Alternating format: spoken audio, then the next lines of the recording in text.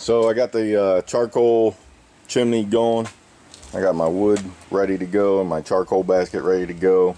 Got the adjustable shelves set to where I need them for the diffuser plate and the grill. So let me show you how to light this thing off. Basically doing what they call minion method. It's named after a guy that I guess his last name was Minion. I don't know, but you can research that if you want. But I got my thermometers all set, ready to go.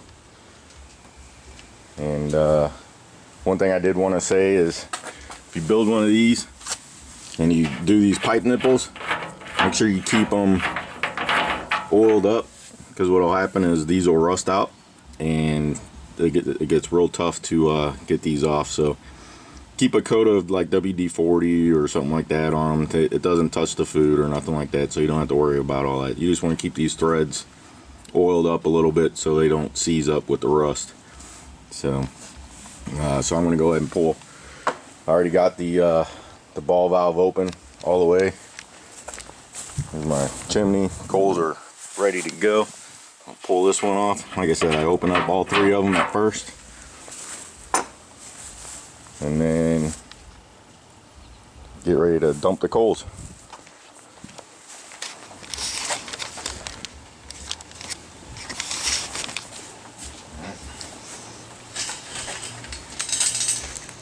First I set my grass on fire, and that's alright.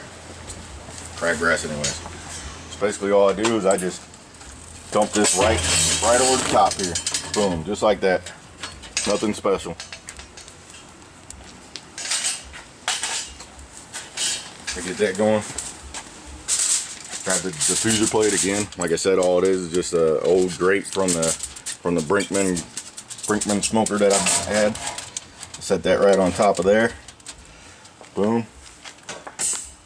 Get my food grate. You gotta try and do this quick, or else your basket will get going too fast and too hot. You'd be able to tame it down, but it's just easier to do it. Feed that up through there. Set that there. And then grab the lid. I usually let the food probe sit out, the meat probe sit out for a little bit while this is warming up, so it doesn't get too hot. And as you can see the temp on the thermometer is starting to go up. Now I'll let that get up to about, like I said, about 200 degrees. And then I'll start closing off the valves and get it to settle in around 225, 230. And then once I get it to settle in, I'll get the ribs on, or get the food, whatever you're smoking, I'll get them on the grill. So once this gets settled up, I'll be back. Alright guys, well, it's been probably about 25 minutes, and I got the temp up to, it's steadied at about 220, 221, somewhere around there. What it does is it'll shoot up to like this particular time it shot up to like 245. I closed all, and that was after I closed off the valves, but that's just because of the first initial dump of the coals. But then it starts coming down, and then it'll settle in. So right now I got one ball valve, or got the ball valve all the way open, and I got a pipe nipple open, and the other pipe nipple is closed. So, and you can see it's staying pretty good. So let me go over the ribs here real quick. So, all right, basically it's just your standard St. Louis cut rib with my favorite pork rub that I found. It's a recipe I found online. I ain't gonna go into too much details, but I got them all ready to go. You want to do this quick, because as soon as I lift up the lid, a lot of air is going to rush into the UDS, into the smoker. So that's going to cause I'm going to lose a lot of heat, but then that's also going to cause a lot of air to go in and ignite more coals. So you want to basically do that quick so you don't get your temp out of control. So all right, Rob, you want to put it over here? So, like I said, I'm going to do this quick. I mean, you don't have to be super quick on it, but you want to be fairly fast. So, I'm just gonna pull the lid, spray, and then put the ribs on, and then close it right back up after I put the meat probe into the thickest part of one of the ribs. So.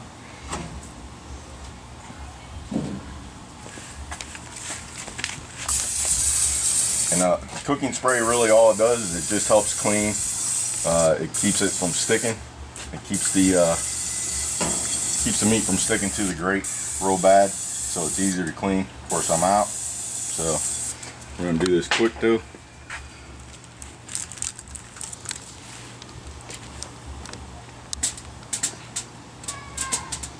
Here, them juices already hitting the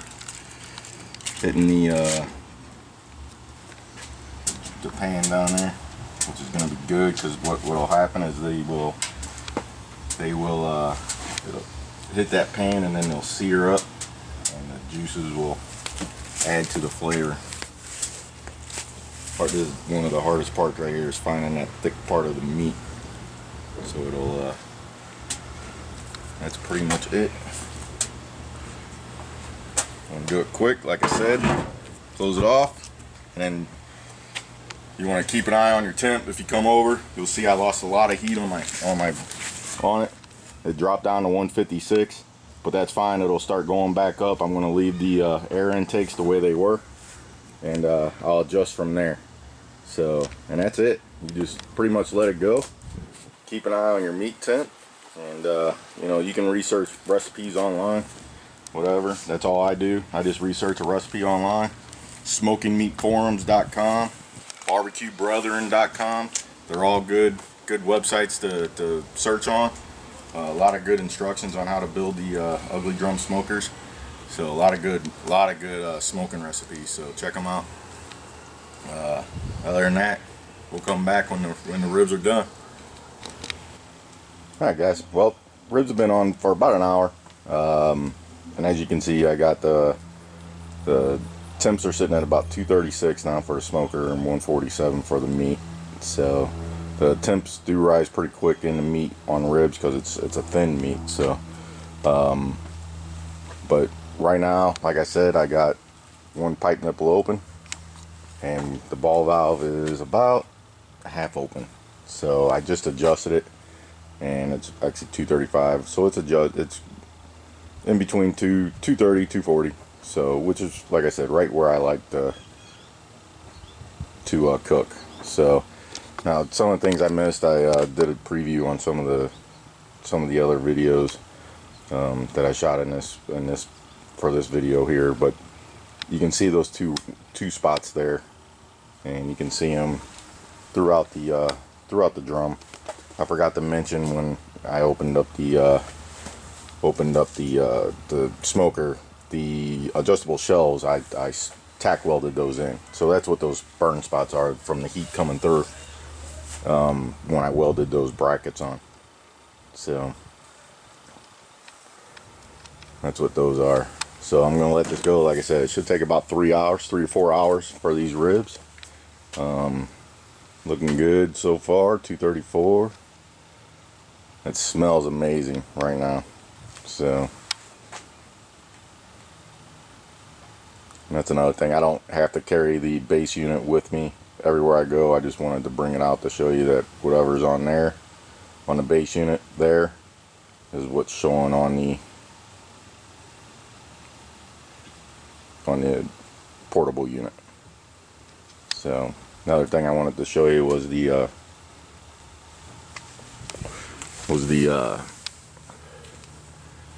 high-low settings. So like 250 is my high.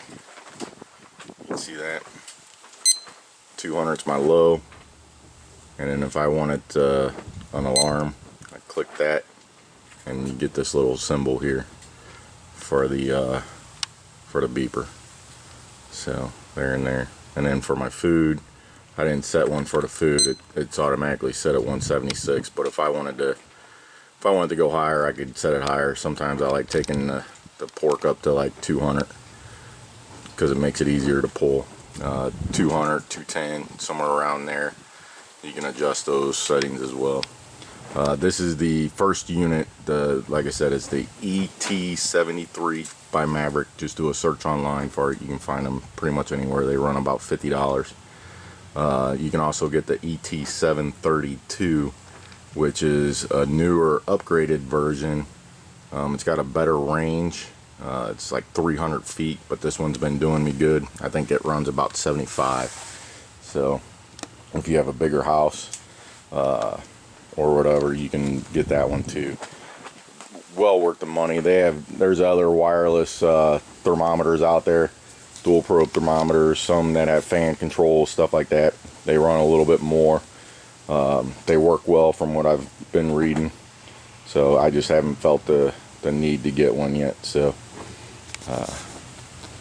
got some good smoke. I don't know if you can make that out, coming out of the exhaust there. It's not a lot of smoke. You really don't need a lot of smoke. A lot of people think you need just to drown it in smoke. You really don't need to. Everybody calls it TBS, thin blue smoke. That's really all you need, thin blue smoke.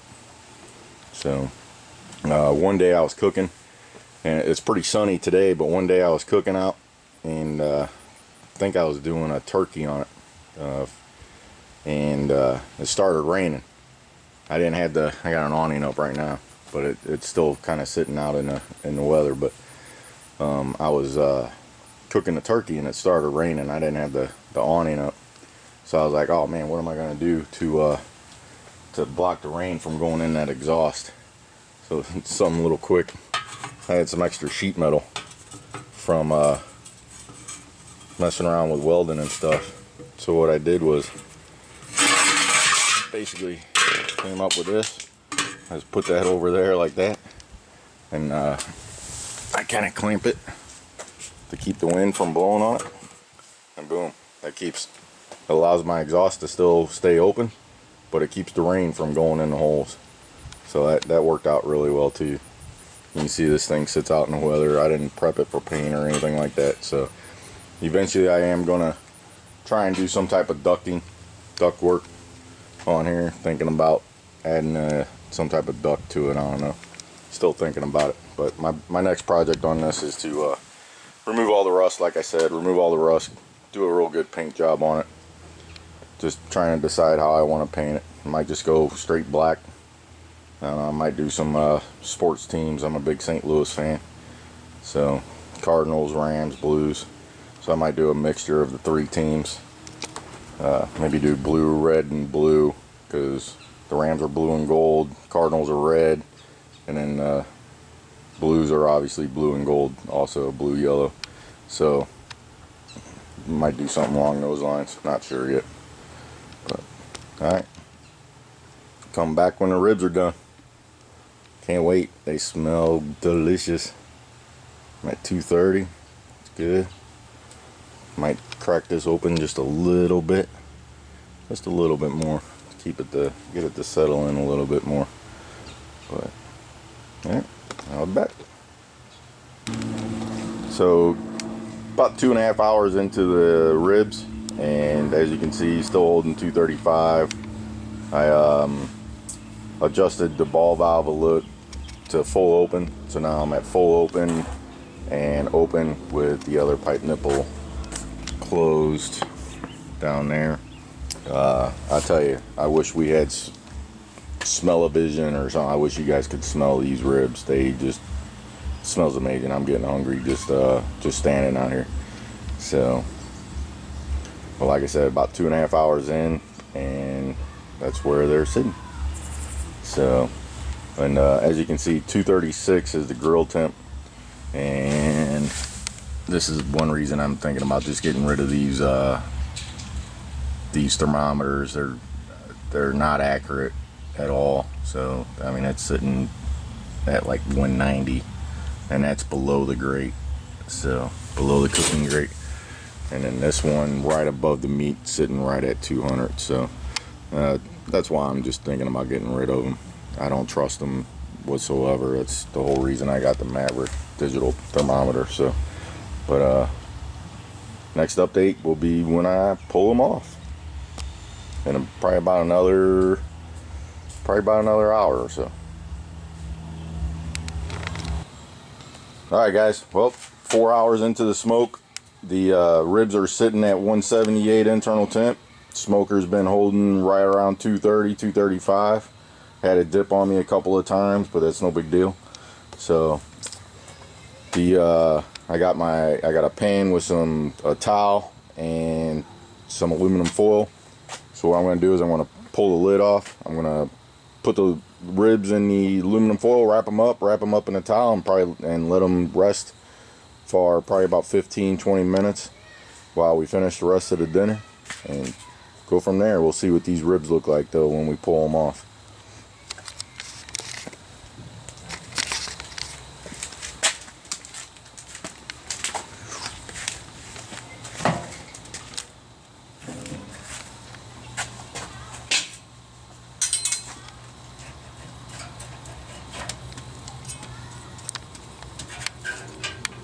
It's a little warm. They look good though. They look good. Trying to get up underneath them.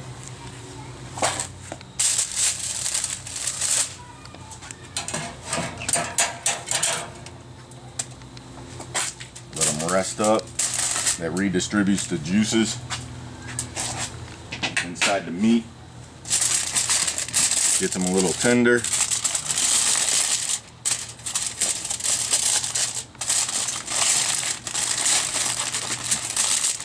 Do another thing of tinfoil on top here. Take them in the house. But basically I'll just put another thing of tinfoil over this and then wrap the towel around them. I got another towel waiting inside, and then we'll let them rest while we finish the rest of the dinner.